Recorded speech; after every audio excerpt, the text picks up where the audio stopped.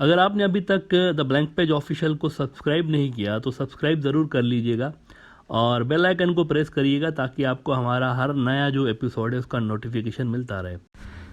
बांग्लादेश के अंदर एक्टिव रहने वाली सेपरेटिस्ट तंजीम शांति बाहिनी का जिक्र हम इस प्रोग्राम में करते आए हैं।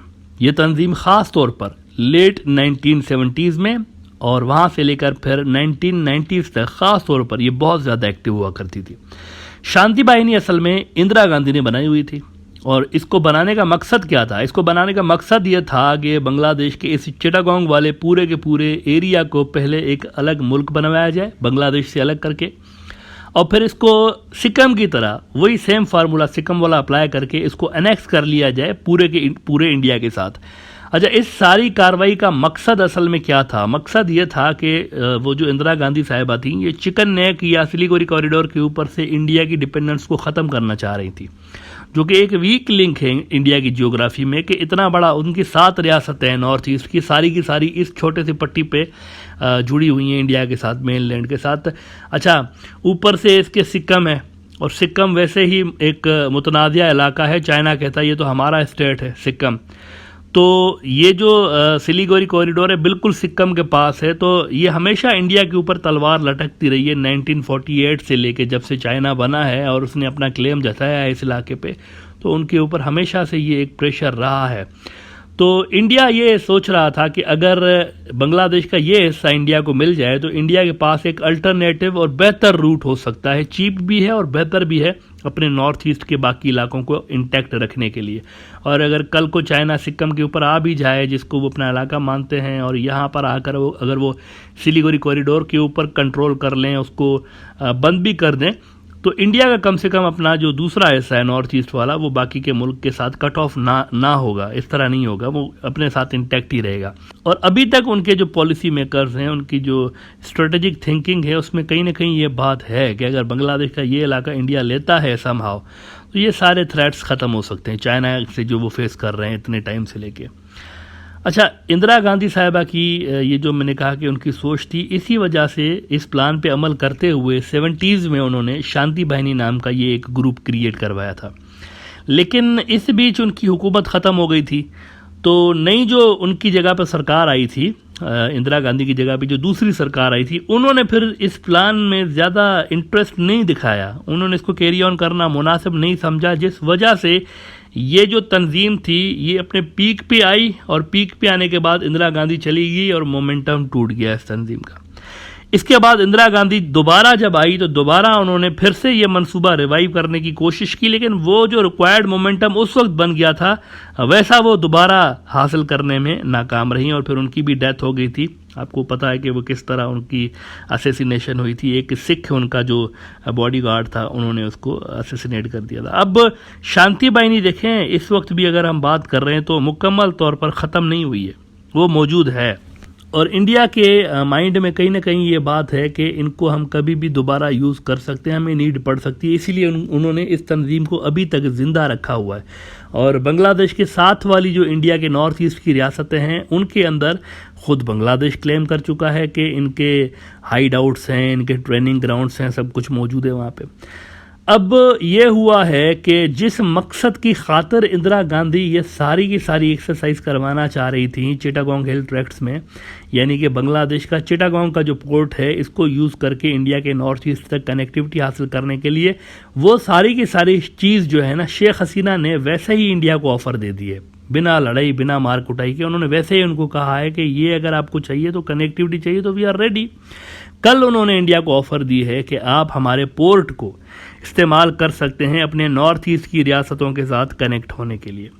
इंडिया का बड़ा न्यूज़ आउटलेट है द वीक, इन्होंने लिखा है कि Bangladesh PM Hasina offers Chittagong port for use by India as Jaishankar calls on her. मतलब जो चीज़ हासिल करने के लिए इंडिया बड़े बड़े ख़तरनाक किस्म के मंसूबे बना रहा था, बांग्लादेश को तोड़ने की भी अटैम्प्ट कर रहा था, वो चीज़ जो है शेख हसीना साहिबा ने उनको फ्री फंड में ऑफ़र कर दी है। और ये बात है कि इंडिया का इस पोर्ट पे कोई कब्ज़ा नहीं होगा। डिफरेंस मैं आपको बता देता हूँ कि शेख हसीना की ऑफ़र में क्या डिफरेंस है और जो इंडिया जो करना चाह रहा था वो तो मुकम्मल तौर पर ओनरशिप लेना चाह रहा था ना, उसको अलग मुल्क बना के। लेकिन शेख हसीना की ऑफ़र में ये है कि भाई आपका कब्ज़ा नहीं होगा, आप मालिक मकान नहीं होंगे, आप किराएदार होंगे और अब इससे वेस्ट बंगाल वालों की तो मैं कहूँगा कि एक तरह से चांदी हो गई, उनकी तो ईद हो गई एक तरह से, कि ज़मीनी रास्ते से तो वो पहले ही पूरा का पूरा इंडिया बांग्लादेश के साथ और ये जो नॉर्थ ईस्ट की रियासतें इनके साथ वेस्ट बंगाल के थ्रू कनेक्टेड है ना। अब तो सी पोर्ट्स भी वेस्ट बंगाल के यूज़ होंगे इस सारे मकसद के लिए। लेकिन मित्रों, यहाँ पर एक बहुत बड़ा थ्रेट है और मेरे ख्याल से उसको कंसीडर नहीं किया गया, ये सारा जो डिसीजन उन्होंने लिया, या फिर वो समझ रहे हैं कि this is a remote threat. ये जो बांग्लादेश के अंदर पॉलिसी मेकर्स हैं वो समझ रहे हैं कि ये कोई बड़ा ये इमीडिएट थ्रेट नहीं है, this is a remote threat. मुझे लग रहा है उन्होंने इसको इस तरह से कंसीडर किया है, लेकिन मेरे ख्याल से थ्रेट तो है, और वो थ्रेट है बर्मा। देखें, बर्मा के अंदर सिविल वॉर चल रही है, वहाँ पर हुकूमत में मिलिट्री जनता है जो कि प्रो चाइना एक फोर्स है, जबकि उनकी लड़ाई हो रही है आंग सान सू की और दीगर जो सिविलियन पार्टियां हैं, उनकी पॉलिटिकल पार्टियां हैं, उनके फाइटर्स, उनके वॉलंटियर्स जो हैं ये लड़ रहे हैं मिलिट्री जनता के साथ, और वो जो सिविलियंस हैं वो प्रो अमेरिका प्रो इंडिया हैं और मिलिट्री जनता प्रो चाइना। अब आप ज़रा ये चीज़ नोट करें कि म्यांमार की एक तरफ जो है ना, उनकी एक तरफ समंदर है और उस समंदर में म्यांमार की नेवी का पूरा कंट्रोल है, दूसरी तरफ उसके चाइना का इतना बड़ा बॉर्डर है, और फिर उसके दो तरफ से अगर आप देखें तो चाइना के करीबी मुल्क उसके पड़ोसी हैं म्यांमार के। अलबत्ता इंडिया जो है ना, इंडिया म्यांमार के नेबर्स में इंडिया वो वाहिद मुल्क है जो कि प्रो अमेरिका है, एंटी चाइना है, एंटी चाइना प्रो अमेरिका। और उसके साथ ही अगर आप देखें म्यांमार के अंदर मिलिट्री जनता से जो ग्रुप लड़ रहे हैं वो क्या हैं, वो भी एंटी चाइना प्रो अमेरिका।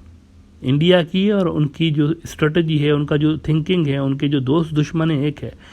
तो सवाल यह है कि लड़ने वाले इन ग्रुप्स को इतने टाइम से हथियार कहाँ से मिल रहे हैं भाई? अगर एक जंग छिड़ी है वहाँ पर, सिविल वॉर छिड़ी है, अब तक जारी है और दिन ब दिन उसमें शिद्दत आ रही है, तो ये जो लड़ रहे हैं मिलिट्री जनता से, इनको वेपन्स कहाँ से मिल रहे हैं?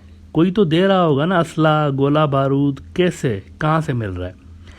अमेरिका की इनको बैकिंग है, ये तो सब जानते हैं, और गालिब इम्कान भी यही है कि हथियार भी उनको अमेरिका ही दे रहा है। लेकिन दे कहाँ से रहा है? कहा जा रहा है कि अमेरिका इंडिया की जो नॉर्थ ईस्ट की रियासतें हैं उनको यूज़ कर रहा है ये जो सारी लॉजिस्टिक्स की उनकी डिमांड्स हैं वो पूरी करने के लिए। और इसकी वजह again as I told you, India मात्र अकेला इस रीजन के अंदर एंटी चाइना प्रो अमेरिका मुल्क है इस रीजन में। तो माना जा रहा है कि यहाँ से ही अमेरिका म्यांमार के इंसर्जेंट्स की हेल्प कर रहा होगा गोरिल्ला फाइटिंग के लिए।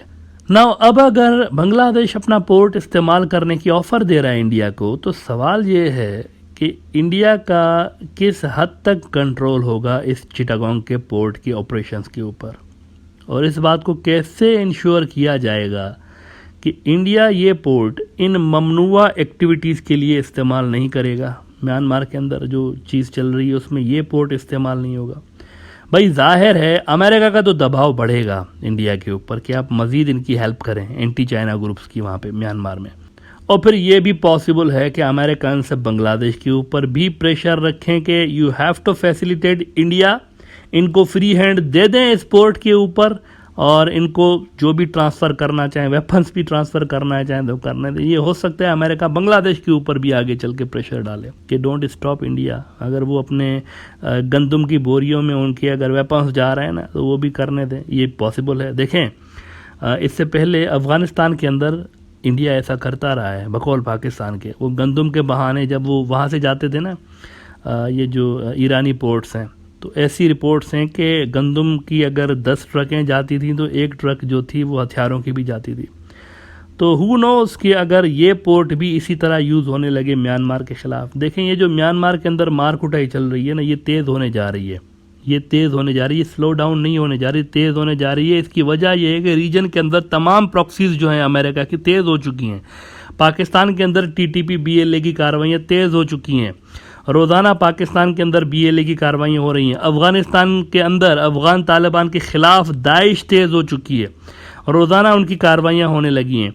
ये नक्शा बन रहा है इस रीजन का, साउथ एशिया का जो नक्शा है वो इस तरह बन रहा है। प्रॉक्सी वॉर्स तेज़ होने लगी हैं यहाँ पर। म्यांमार के अंदर भी प्रॉक्सी वॉर चल रही है, एक तरफ प्रो चाइना है, एक तरफ प्रो अमेरिका है। तो आने वाले टाइम में क्या होगा अगर ये पोर्ट मिसयूज़ होने लगे, तो इसको कौन रोकेगा? और स्पेशली जब अमेरिका की तरफ से भी एक बांग्लादेश के ऊपर दबाव आए कि एक आंख खोले रखो, एक आंख बंद करो, लेट इट गो, जो भी जा रहा है यहाँ से जाने दो। That will create massive trouble for Bangladesh if India and America both starts using Chittagong port against China backed military Janata of Myanmar, तो वो फिर बड़ा प्रॉब्लम हो सकता है। अब ये फ्रेमवर्क कौन बनाएगा? इस तरह ऑफ़र तो कर रहे हैं आप, लेकिन कौन फ्रेमवर्क बनाएगा कि किस तरीके से ये पोर्ट यूज़ होगा? इस तरह दे देना तो आसान सी बात है, लेकिन साथ में आपके एक प्रॉक्सी वॉर चल रही है। और बिल्कुल चिटागोंग अगर आप देखें ना, वो उसका तो बॉर्डर भी इसके साथ लग रहा है, म्यांमार के साथ। लेकिन अगर आप बॉर्डर को छोड़ भी दें, अगर यहाँ से चिटागोंग से इंडिया भी चला गया, फ़र्ज़ करें त्रिपुरा चला गया, तो त्रिपुरा से भी तो ये हथियार जा सकते हैं वहाँ पे म्यांमार के अंदर। ये अगर आप देखें ना, ये वाला रीजन, आप ज़रा इसका मैप देखें, कितने करीब करीब हैं तीन। इस तरह नहीं है कि बहुत ज़्यादा लंबा डिस्टेंस है, इनके बॉर्डर्स जो है ना करीब करीब हैं। बहुत सारी स्टेट्स ऐसी हैं, पतली सी स्टेट्स हैं, ज़्यादा डिस्टेंस नहीं है। आराम से यहाँ पर हथियार और ये सारी चीज़ें ट्रांसफ़र हो सकती हैं, स्पेशली कंसीडरिंग द फैक्ट कि ये सारा का सारा जो बॉर्डर आप देख रहे हैं, चाहे वो म्यांमार और बांग्लादेश का बॉर्डर हो, चाहे वो इंडिया और म्यांमार को अगर आप बॉर्डर देखें ना, ये तो ऐसा बॉर्डर है कि इसको तो प्रोटेक्ट भी नहीं किया जा सकता। घने खाइयाँ, जंगलात हैं, और यहाँ पे तो घुसना ही बड़ा मुश्किल होता है। और यही वो जो सेपरेटिस्ट हैं दोनों तरफ के, चाहे वो नॉर्थ ईस्ट के इंडियन सेपरेटिस्ट हों, चाहे ये जो मिलिट्री जनता के खिलाफ लड़ रहे हैं, वो इन्हीं जंगलों में रहते हैं। यहाँ पे इनको पकड़ना काफ़ी मुश्किल होता है। तो फिर क्या होगा? इस पोर्ट को कैसे, इसका फ्रेमवर्क कौन बनाएगा? अगर आप ऑफ़र कर रहे हैं, पहले इसकी ये चीज़ तो तय होने देना कि ये इंटरनेशनल साजिशों का गढ़ नहीं बनेगा। चिटागोंग पोर्ट का यूज़ जो होगा, ये आलमी साजिशें यहाँ से कैरी ऑन नहीं होंगी किसी मुल्क के ख़िलाफ़, स्पेशली चाइना के ख़िलाफ़। ये कैसे इंश्योर होगा? That we need to C.